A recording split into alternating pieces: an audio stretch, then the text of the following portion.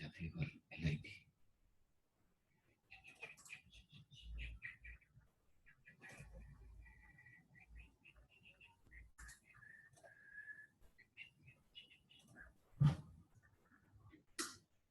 Ay, dice eso.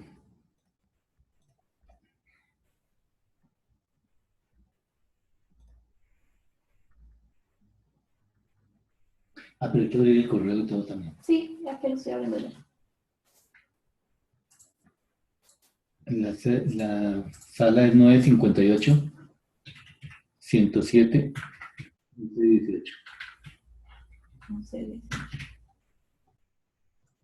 9877.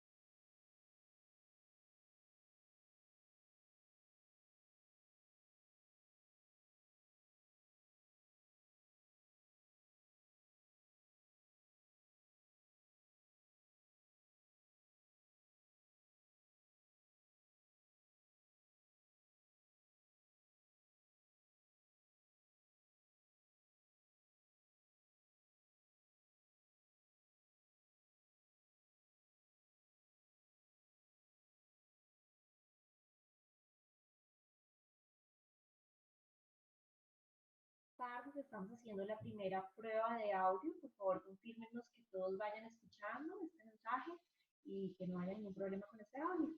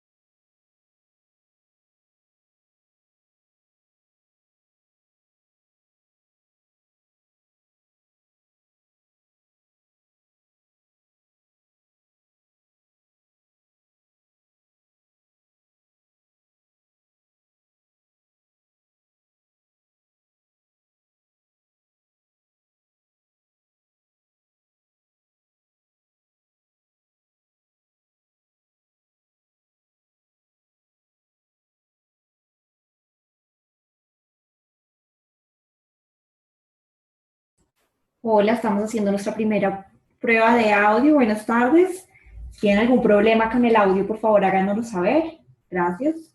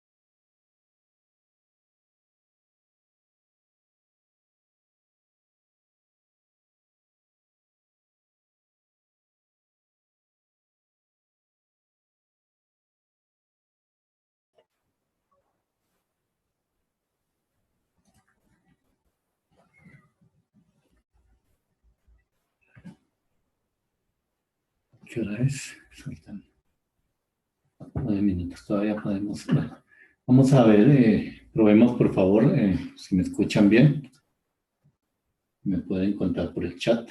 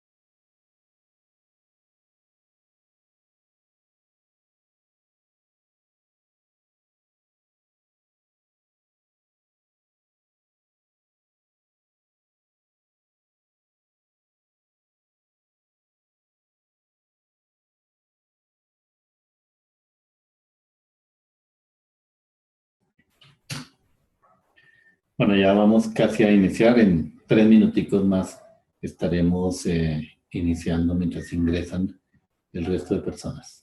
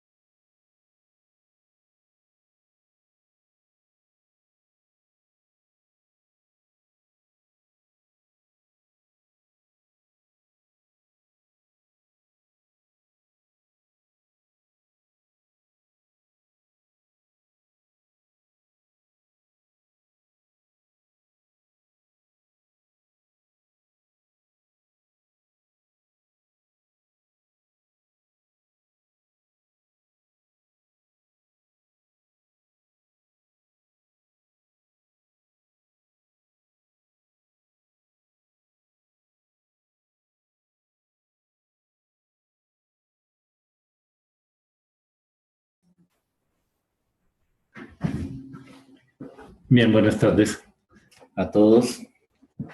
Vamos a ir iniciando. Mientras nos llegan, faltan como unas 7, 8 personas todavía por ingresar. Mientras tanto, si hay alguna pregunta, podemos responderla y vamos aprovechando el tiempo.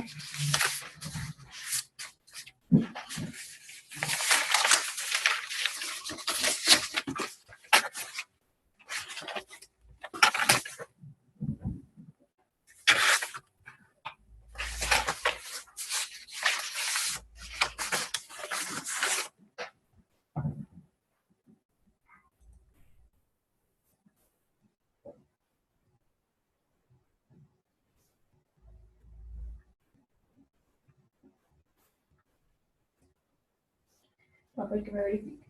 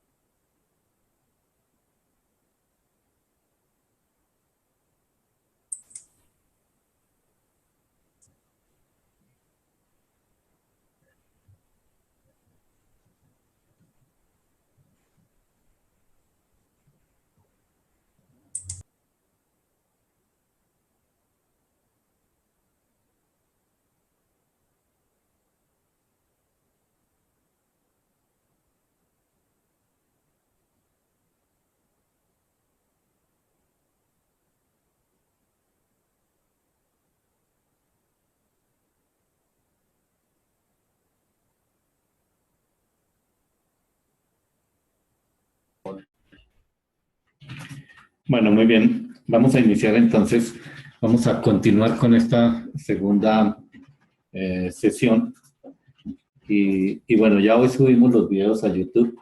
Creo que ha habido algún problema con los links, pero ya el video está en YouTube. Por ahora está privado. Si no logramos hacerlo funcionar como privado con el link que les enviamos al correo, entonces lo vamos a dejar público para que puedan ingresar de todas maneras al canal. Volvemos a enviarles más tarde, después de la sesión, les enviamos la información. Bien, vamos a continuar entonces, y hoy va a ser como una colcha de retazos. Muchas cosas, muchos temas, porque que tienen que ver con ingresos y con deducciones para completar todo el tema de declaraciones de renta de personas naturales y jurídicas. Y va a ser, digo, como una colcha de retazos porque vamos a hablar de muchas cosas, vamos a hablar de deducciones, vamos a hablar de ingresos, vamos a hablar de ingresos no constitutivos de renta, vamos a hablar de depuraciones, para tratar todo lo que ha cambiado con la ley 18 y 19. Entonces, por ejemplo, aquí, el artículo 24 incluyó un ingreso de fuente nacional adicional. La parte de arriba, pues es la definición que ha permanecido en el Estatuto Tributario de lo que son ingresos de fuente nacional. Y entonces, básicamente, son ingresos de fuente nacional, por lo tanto, declarables en Colombia. Todos los provenientes de la explotación de bienes materiales e inmateriales dentro del país, es decir, si se utilizan dentro de las fronteras del país, son ingresos nacionales, más la prestación de servicios dentro del territorio de manera permanente o transitoria, así se tenga o no se tenga establecimiento de comercio. También son ingresos de fuente nacional los que se obtienen de la enajenación de bienes materiales e inmateriales que se encuentren dentro del país en el momento de la enajenación. Es decir, bienes que físicamente están en el país o o servicios que se negocien y se presten dentro del país. Los ingresos de fuente nacional incluyen, entre otros, los siguientes, y entonces se adicionó este numeral 16, que antes era un ingreso de fuente extranjera, pero que ahora se considera ingreso de fuente nacional, y que por lo tanto se debe someter a retenciones en la fuente en el momento en que se paguen, y son las primas de reaseguro cedidas por parte de entidades aseguradoras colombianas a entidades del exterior. Básicamente eso fue lo que se modificó. Que al ser rentas de fuente nacional van a tener que someterse a retención en la fuente.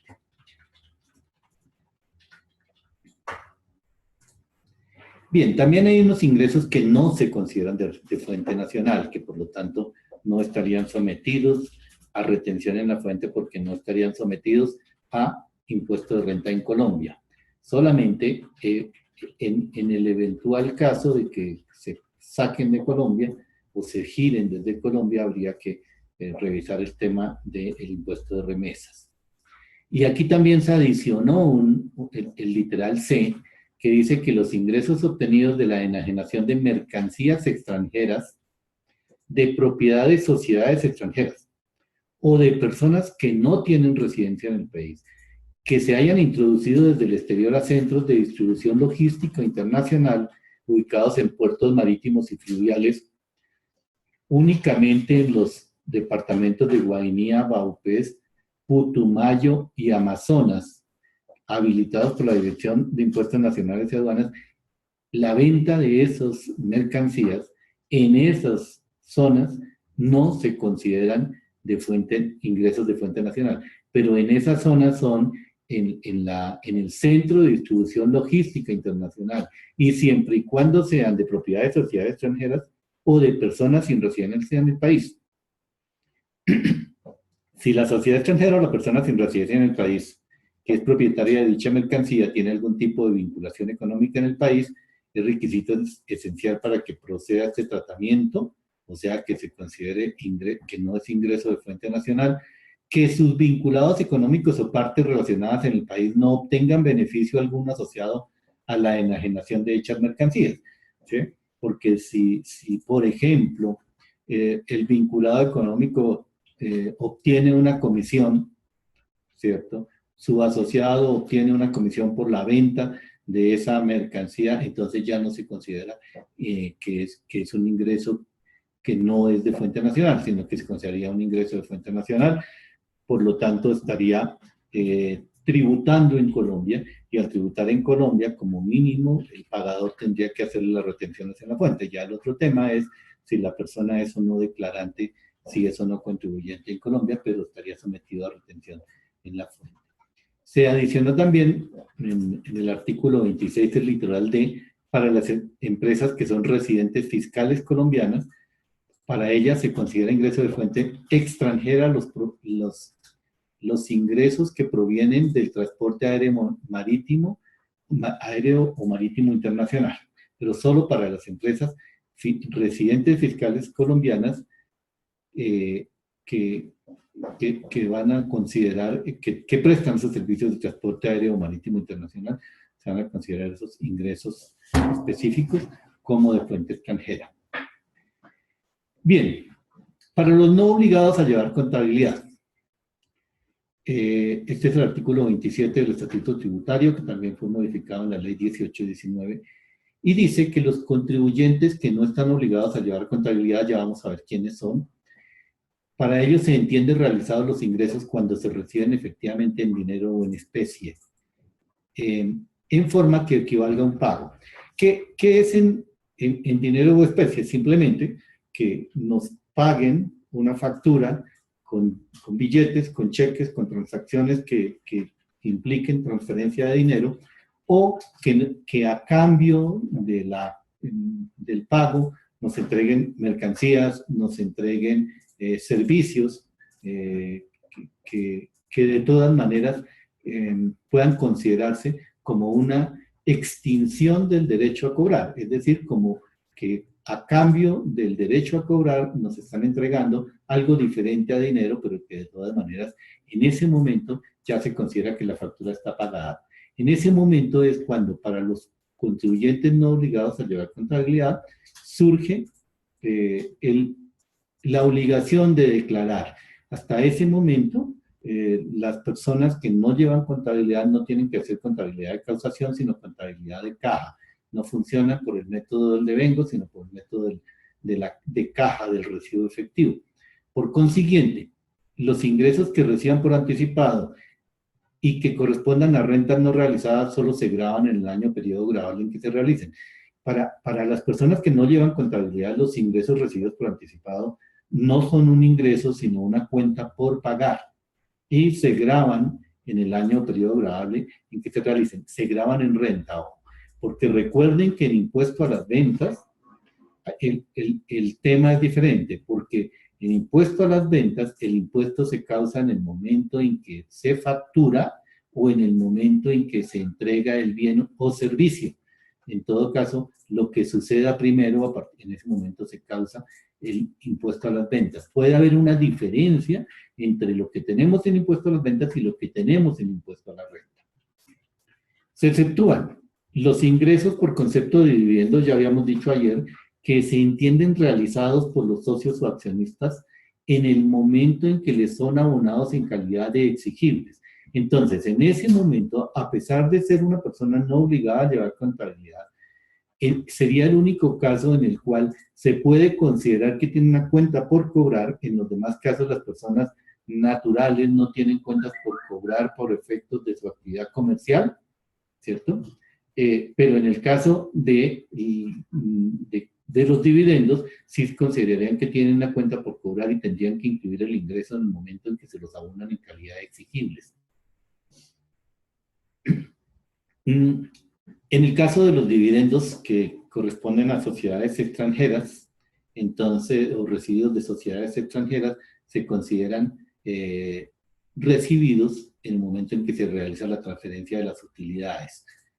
Y los ingresos provenientes de la enajenación de inmuebles, es decir, bienes raíces, se entienden realizados en la fecha de la escritura pública correspondiente, así le hayan o no le hayan pagado. Ojo, es importante tener en cuenta que son dos excepciones específicas, ¿cierto? El tema de los dividendos y el tema de una escrituración. En el momento de la escrituración se considera que el ingreso se causó en ese momento y por lo tanto en ese momento debe declararse o debe incluirse en la declaración.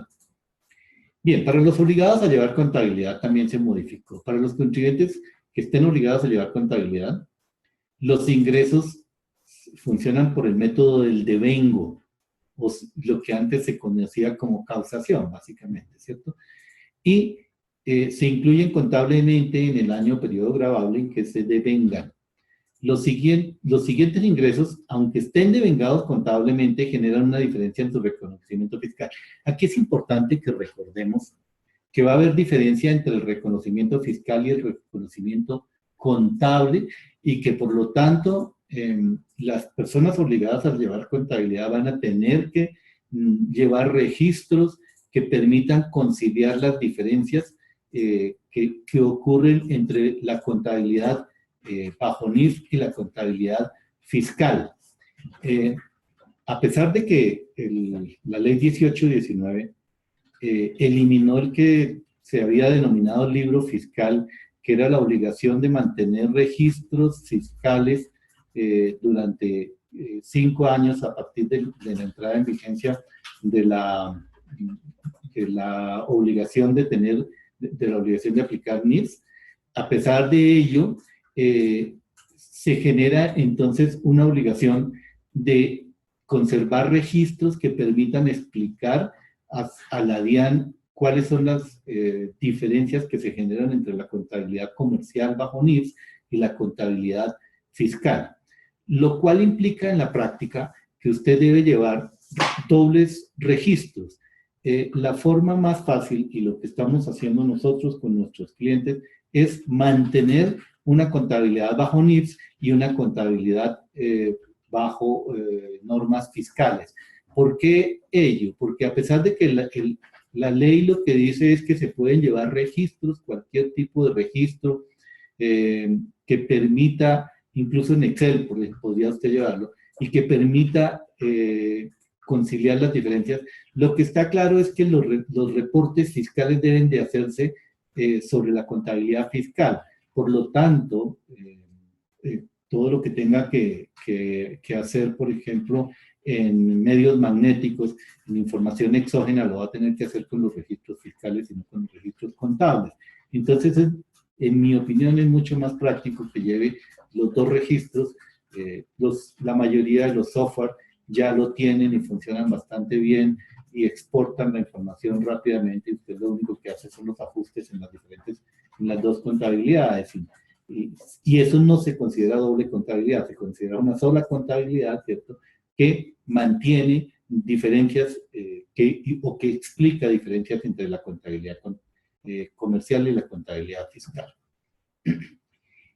Igual, en el caso de la venta de bienes inmuebles, el ingreso se realiza en la fecha de la escritura.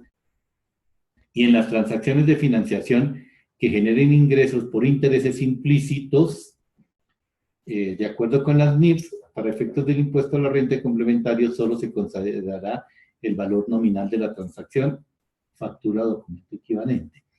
Yo no sé si tienen claro lo que son los intereses implícitos. ¿Hay alguien que tenga alguna duda sobre qué son los intereses implícitos?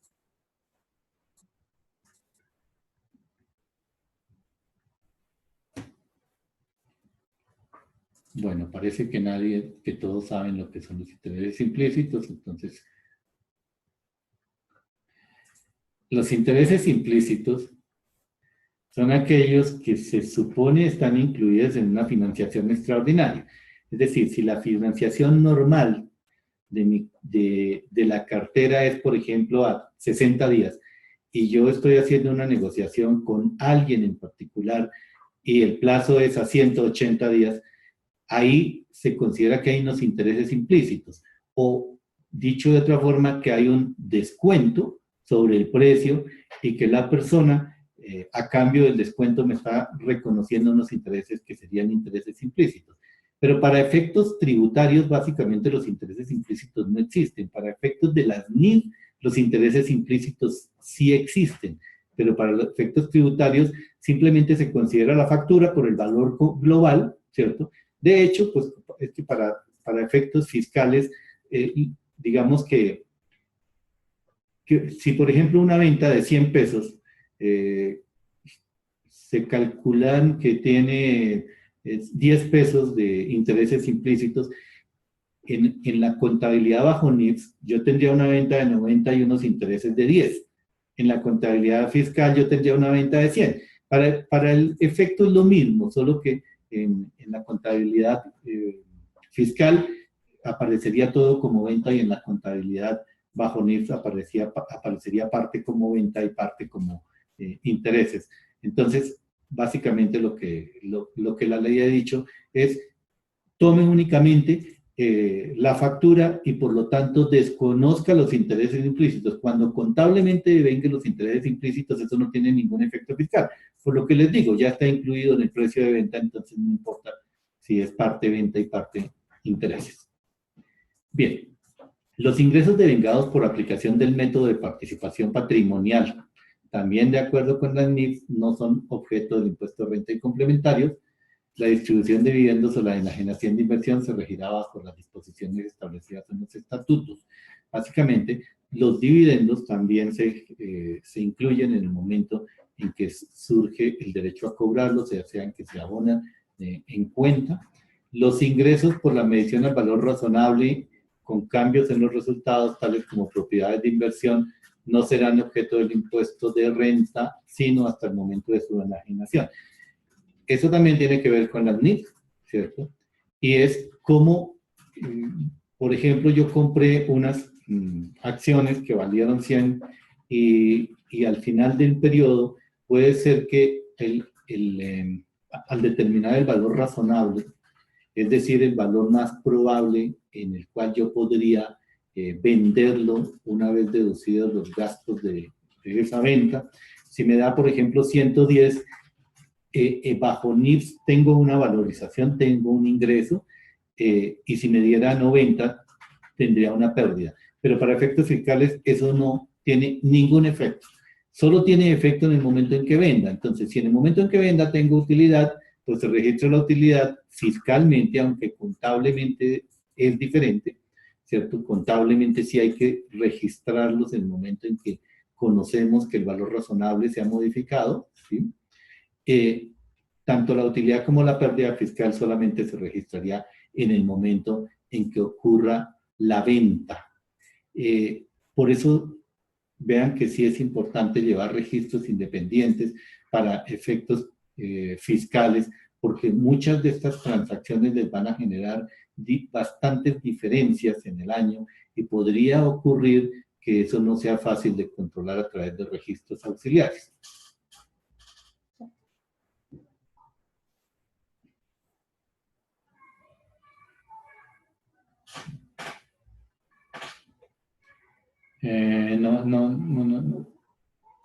No, los intereses presuntos son otra cosa. Los intereses presuntos son una rentabilidad mínima que se debe obtener sobre dineros que prestan los socios a la sociedad o que la sociedad le presta a los socios. Los intereses presuntos son un concepto fiscal únicamente, mientras que los intereses implícitos son un concepto de NIF, ¿sí? Son un concepto de NIF. Y entonces, en NIF, básicamente lo que decimos es que las transacciones hay que presentarlas de acuerdo a su naturaleza, ¿sí? Y la naturaleza de una transacción, por ejemplo, en el que le damos un plazo más grande a una persona, lo que le estamos dando es digamos que hay unos intereses incluidos, ¿sí? Porque parte el plazo adicional que le estamos dando, tendríamos que cobrárselo. Y entonces por eso es que se habla de los intereses implícitos. Es totalmente diferente al concepto de los intereses presuntos o presuntivos. Bien. Los ingresos por reversiones de provisiones asociadas a pasivos no serán objeto del impuesto a la renta y complementarios, sencillamente porque fiscalmente esas provisiones no existen. Esas provisiones no existen. Entonces no existen ni como deducción ni existen como recuperación. A menos que, ojo, hayan generado un gasto deducible en periodos anteriores. Entonces, si por ejemplo hizo una provisión de cartera, claro que las provisiones de cartera están más que todo orientadas a las compañías financieras. Entonces, si genera una provisión de cartera y esa provisión de cartera le generó una deducción, la recuperación de la provisión de cartera le genera un ingreso. Pero si no tuvo efectos fiscales, como en la mayoría de los casos, ya que las provisiones que excedan, por ejemplo, una provisión que exceda el límite fiscal, pues es solamente deducible para efectos fiscales, pero no contables. Entonces eso nos genera una diferencia. Bien, los ingresos por reversiones de deterioro acumulado en los activos y los previstos en el parágrafo 145 del Estatuto Tributario, que está abajo, no serán objeto del impuesto de renta y complementarias en la medida en que dichos deterioros no se hayan generado como un costo o gasto deducible en impuestos anteriores. La mayoría de eso corresponde a diferencias entre contabilidad contable, contabilidad comercial y contabilidad fiscal. La contabilidad bajo NIF y contabilidad fiscal. En la medida en que esa contabilidad comercial no haya afectado la declaración de renta generando una deducción, tampoco la reversión genera un ingreso. Bien. Bueno, aquí está entonces el parágrafo del artículo 145 que dice que son deducibles para las entidades sujetas a inspección y vigilancia de los financieros la provisión de cartera y la provisión de coeficiente de riesgo realizado durante el respectivo año. Asimismo, las provisiones realizadas durante el año sobre bienes recibidos en dación en pago y sobre contratos de leasing que deben realizarse conforme a las normas vigentes. Entonces, para ellos, si esto es deducible, ¿cierto? Cuando hagan la recuperación, pues la recuperación genera un ingreso. Pero para el resto de los mortales, si no se puede generar deducción por esa provisión, tampoco se genera ingreso por la reversión.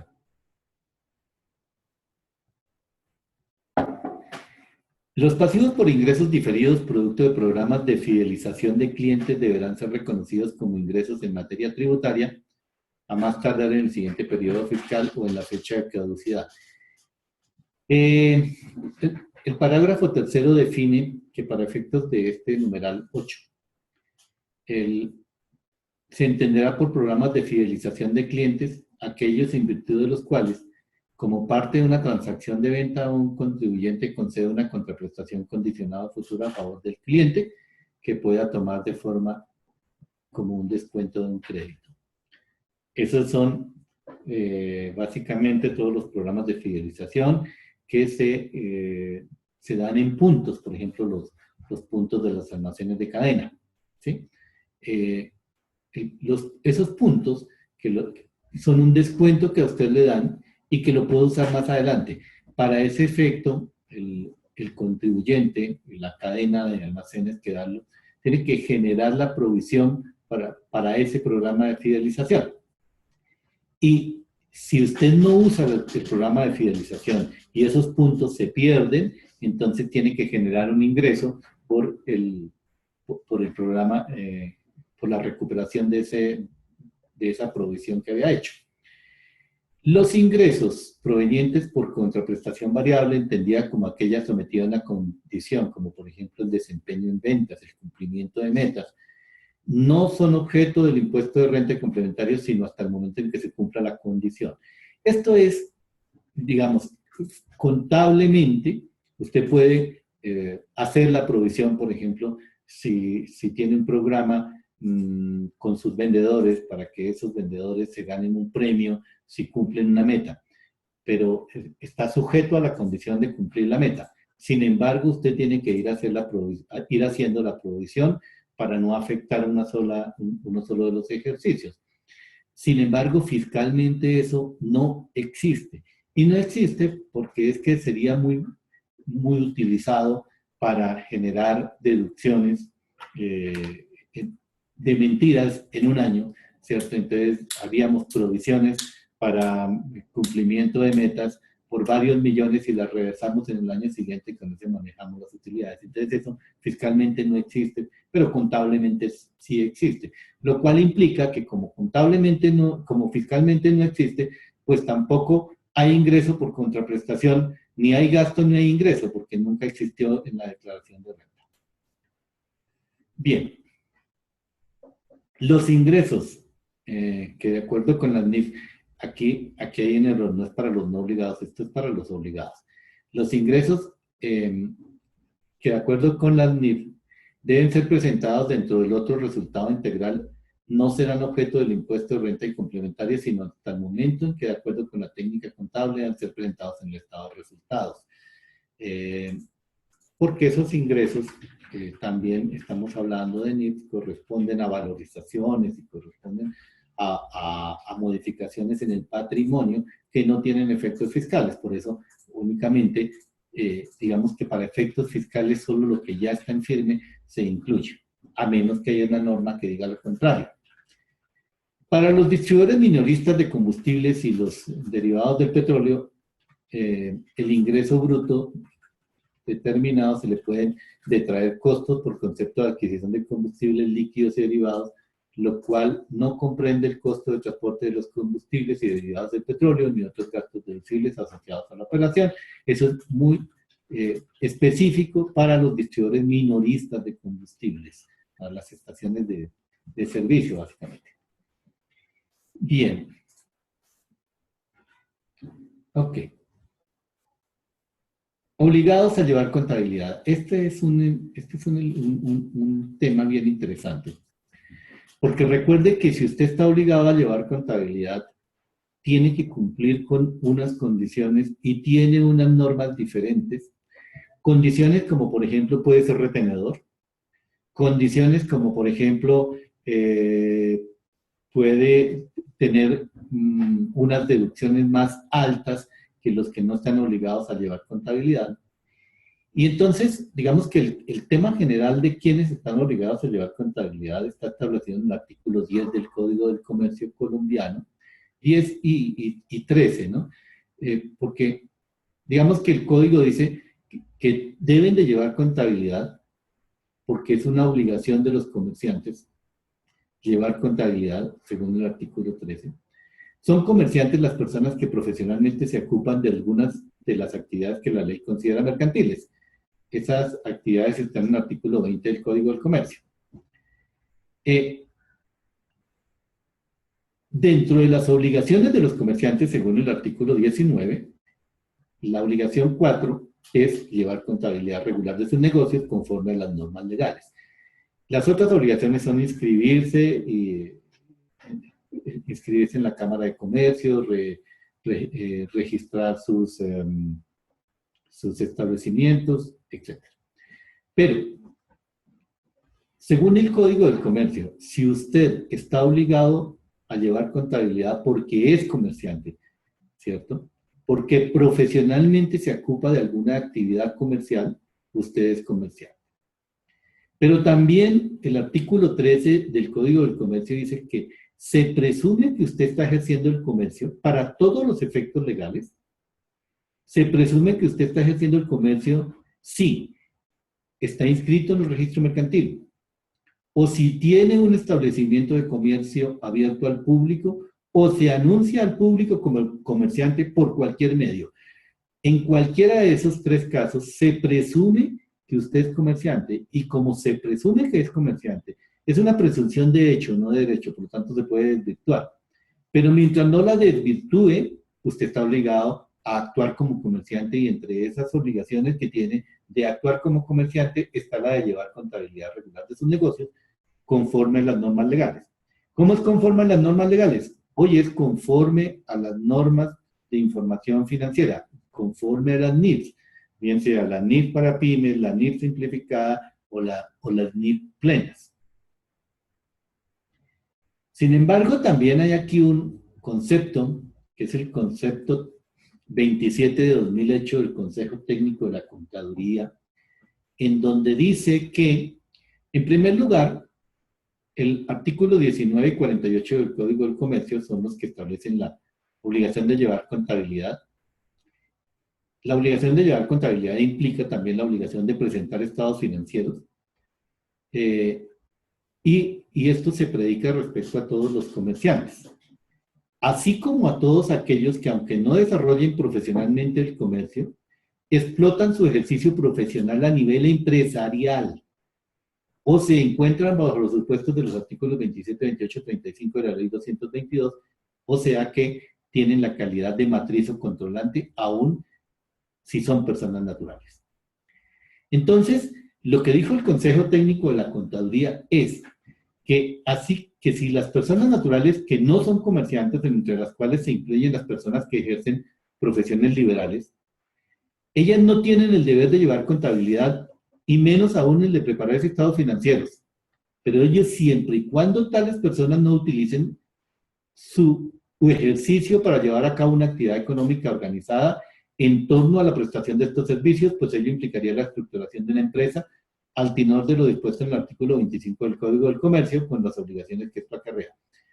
Eso quiere decir que si usted presta los servicios como contador, o como abogado, o como ingeniero, de manera independiente, y no tiene una empresa detrás, usted no está obligado a llevar contabilidad porque usted no es un comerciante ni está organizado empresarialmente. Pero si usted tiene 10 empleados, tiene oficinas, tiene asistentes, tiene toda una estructura comercial y administrativa, usted tiene una empresa y en ese caso, de acuerdo con este pronunciamiento del Consejo Técnico de la Contaduría, usted estaría incurso en el artículo 25 del Código del Comercio y por lo tanto estaría obligado a llevar contabilidad.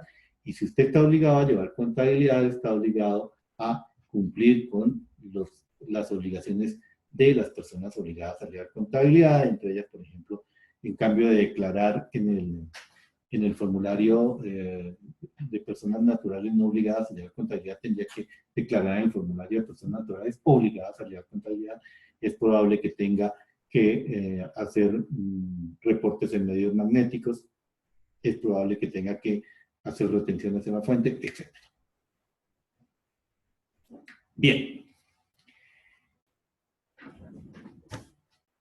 Vamos a pasar a este temita que hace parte del artículo 36 del Estatuto, que dice cuáles son las capitalizaciones no grabadas para socios. Y dice que esas distribuciones de utilidades que se hacen en acciones o cuotas de interés, o cuando se traslada a la cuenta de capital el producto de la capitalización de la cuenta de revalorización del patrimonio, porque es que acuérdese que cuando usted traslada a la cuenta de capital la revalorización del patrimonio, pues lo que está aumentando es el valor intrínseco de la acción o el valor intrínseco de la participación. Eso se considera un ingreso no constitutivo de renta ni ganancia ocasional, no un dividendo, no una renta. En el caso de las sociedades cuyas acciones se cotizan en bolsa, no constituye renta ni ganancia ocasional tampoco la distribución en acciones o la capitalización de las utilidades que excedan de la parte que no constituye renta ni ganancia ocasional, de acuerdo con los artículos 48 y 49. El artículo 48 habla de participaciones y dividendos. Y también fue modificado. Dice que los dividendos y participaciones percibidas por socios, accionistas comuneros, asociados, suscriptores y similares que sean sociedades nacionales no constituyen renta ni ganancia ocasional. Acuérdense que los dividendos que quedaron grabados a partir de la ley 1819 son los que reciben las personas naturales, no los que reciben las sociedades. Los que reciben las sociedades siguen siendo ingreso no constitutivo de renta ni ganancia ocasional. Para lo dispuesto en este artículo, dichos dividendos deben de corresponder a utilidades que hayan sido declaradas en cabeza de la sociedad. O sea, esas dividendos que pagaron impuestos en cabeza de la sociedad se distribuyen como ingresos no constitutivos de renta ni ganancia ocasional. En el caso de que se distribuyan dividendos sobre utilidades que no fueron grabadas en cabeza de la sociedad, van a quedar grabadas en cabeza de los socios, aún los socios sean sociedades o personas naturales.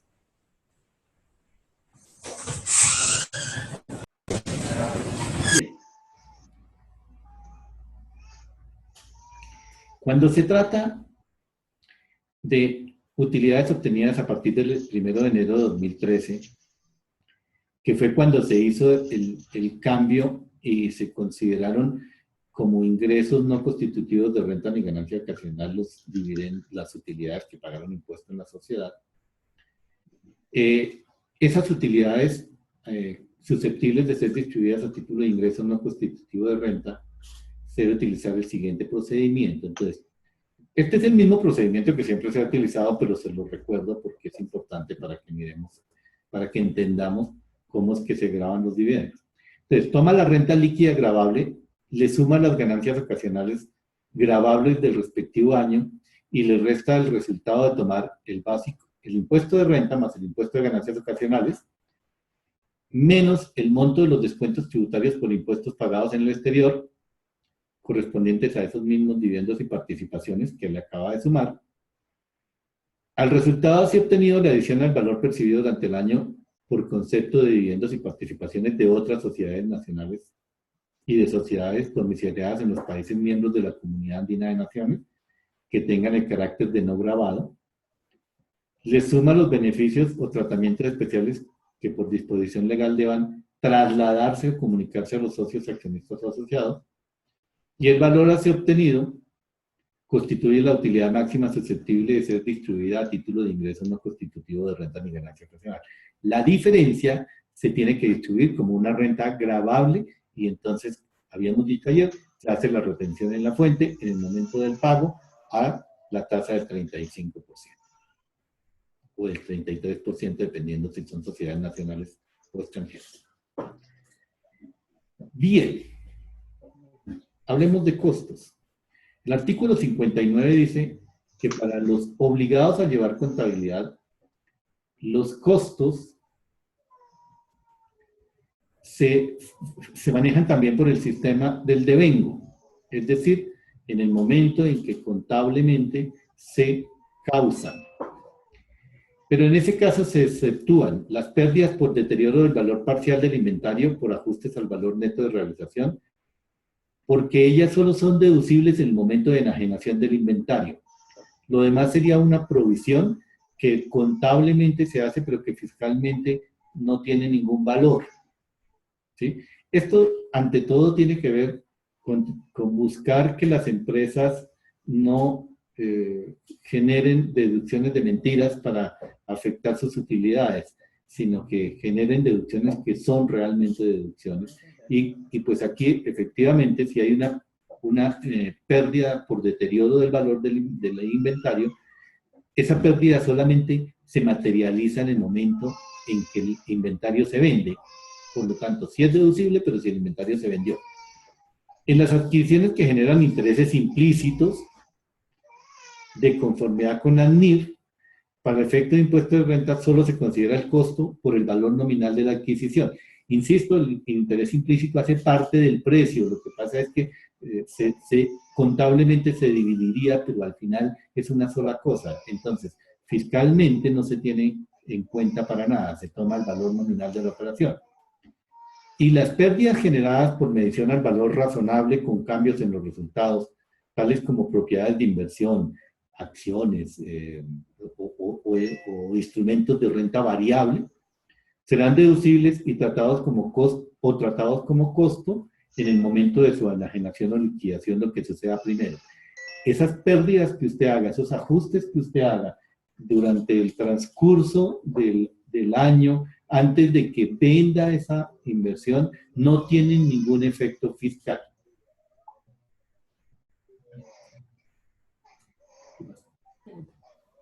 A ver, aquí hay una pregunta, vamos a ver qué es. En la reforma tributaria, al fin quedó que la empresa contratante debe retener los valores por seguridad social.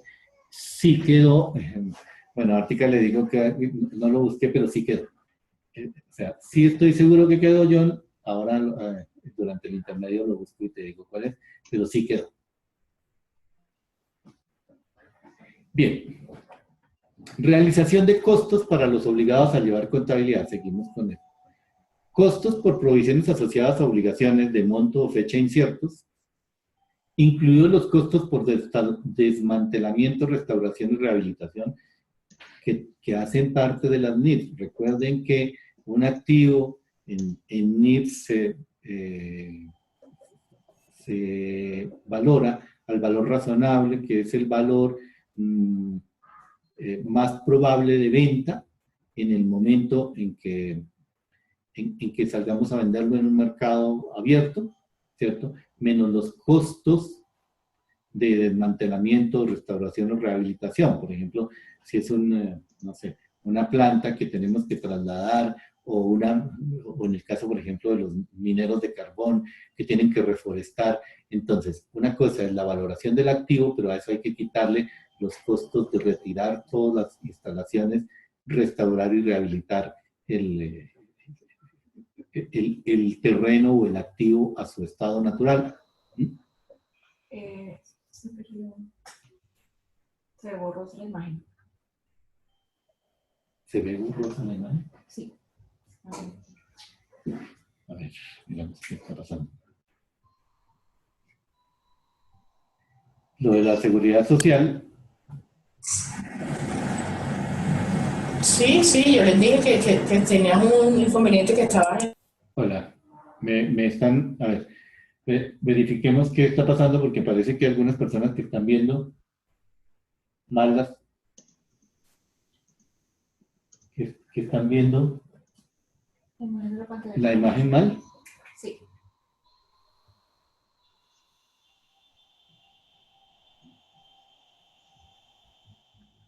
Desde que miraste el chat, se encuentra borrosa la imagen.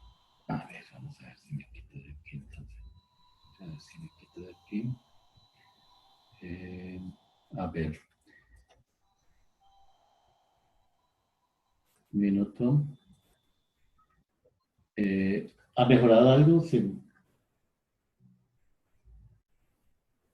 Creo. Desconéctate.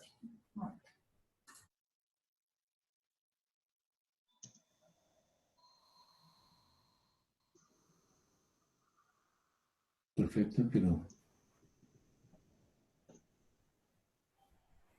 el video se inicia. Sí, el video.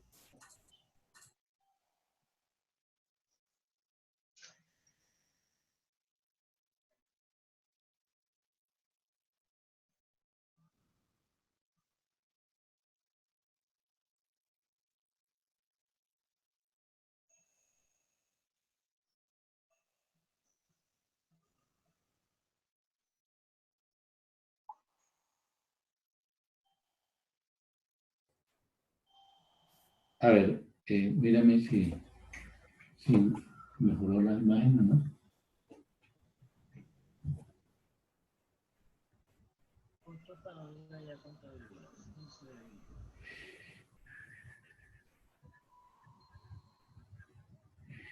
Por favor, me escriben en el chat quienes tienen problemas con el que estén viendo mal la presentación.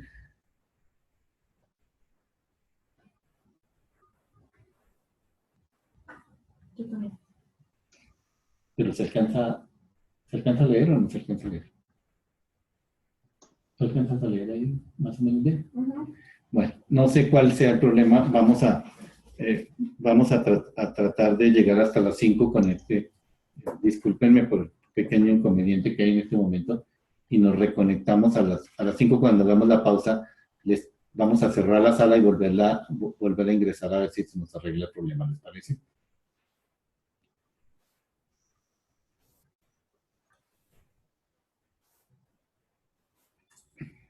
Ponme video, por favor.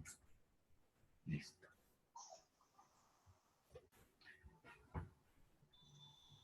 ¿Mejora o empeora? Porque si mejora sin el video mío, quito el video, a ver si...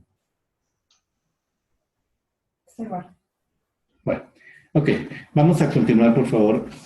Nos quedan 5 minutos más de conferencia para completar la primera hora. Entonces vamos a continuar con este pequeño inconveniente y salimos a las 5 y volvemos a ingresar todos a la sala para ver si se mejora. Bien. Los costos que se originan por la actualización de pasivos estimados o provisiones no son deducibles del impuesto de renta y complementarios, sino hasta el momento en que surja la obligación de efectuar el desembolso. Lo que está claro es que todas esas actualizaciones que hacemos de activos y de pasivos para efectos de cumplir con la norma de información financiera no tienen mayor efecto fiscal. Entonces, lo que aquí está haciendo la ley es aclararlo. Eso no tiene efecto fiscal, solamente tiene efecto en el momento en que se haga el desembolso o se haga el cobro, es decir, que cuando ya sea definitivo sí tiene efecto para temas de impuesto de renta, en los demás casos no tiene ningún efecto. El deterioro de activos, salvo los activos depreciables, será deducible del impuesto de renta y complementarios al momento de su enajenación o liquidación, lo que suceda primero. ¿Por qué, por qué hace la excepción sobre los activos depreciables? Porque la depreciación en sí misma es un deterioro. ¿Cómo es que tú cortas aquí en Word? Y es un deterioro que se puede ir contabilizando en cada periodo. Los costos que, de conformidad con los marcos técnicos normativos, deban ser presentados de entre otros resultado integral, tampoco son objeto del impuesto sobre la renta y complementarios, solo hasta el momento en que deban ser presentados dentro del estado de resultados y o se reclasifique en el otro resultado integral contra un elemento del patrimonio generando una pérdida para efectos fiscales. Entonces, simplemente, todo lo que tiene que ver con deterioros tanto de activos como de pasivos solamente va a tener efecto en el momento en que se haya definitivo. Los costos correspondientes a inventarios faltantes no serán deducibles del impuesto de renta, sino hasta la proporción determinada de acuerdo con el artículo 64 de este estatuto. En consecuencia, el mayor costo de los inventarios por faltantes constituye una diferencia permanente. Recuerden que para efectos del impuesto de renta diferido, que es uno de los elementos importantes dentro de las normas de información financiera, hay dos tipos de diferencias, ¿no? Unas que son permanentes, que no generan impuesto de renta diferido, y unas que son temporales, que son las que generan impuesto de renta diferido. En el caso de los inventarios, este faltante es una diferencia permanente, por lo tanto no afecta para nada el impuesto de renta diferido. La capitalización de los costos por préstamos, cuando de acuerdo con la técnica contable se exija la capitalización de dichos costos, estos valores se tendrán en cuenta para los previstos en el artículo 118 y 288 del Estatuto. En el caso de los inventarios serán autoconsumidos o transferidos a título gratuito, se considera el costo fiscal del inventario para efectos de impuesto de la renta y complementarios. Acuérdense que ustedes, cuando retiran inventarios para autoconsumo, de todas maneras, tienen que generar el impuesto a las ventas, ¿cierto? Y generan aquí una deducción o un gasto. Bien. Para efectos del impuesto de la renta y complementarios, el inventario solamente puede disminuirse en uno de los siguientes conceptos. Cuando se trate de faltantes de inventario, de los que se consideran de fácil destrucción o pérdida, solamente pueden disminuirse hasta un 3% de la suma del inventario inicial más las compras. O sea, lo que sería el disponible para la venta. Ahora, si se demuestra la ocurrencia de hechos constitutivos de fuerza mayor o caso fortuito, se pueden aceptar disminuciones mayores, pero hay que demostrarlas. Sin demostración, de todas maneras, el inventario final se puede disminuir hasta un 3% de la suma del inventario inicial más las compras. La ley ha dicho que para efectos de valoración de inventarios, los contribuyentes obligados a llevar contabilidad pueden tomar fórmulas de cálculo de costo y técnicas de medición del costo establecidas por la técnica contable o las que determine el gobierno nacional, cualquiera de las dos. Aquí esto es como una amalgama entre coger las normas de información financiera y coger las normas fiscales, pero quedaron muchas diferencias. Entonces, se pueden usar las normas contables, pero siempre y cuando no excedan las normas fiscales. En el caso del método de valoración, entonces se puede aplicar indistintamente la técnica de medición para la técnica de medición del costo, lo que corresponde a la técnica contable según la NIF, o las que determine el gobierno nacional si algún día la reglamenta.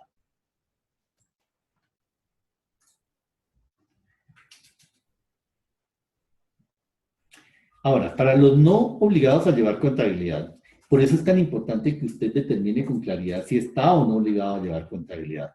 Porque si está obligado a llevar contabilidad, tiene que hacer contabilidad de devengo, y si no está obligado, tiene que hacer contabilidad de caja.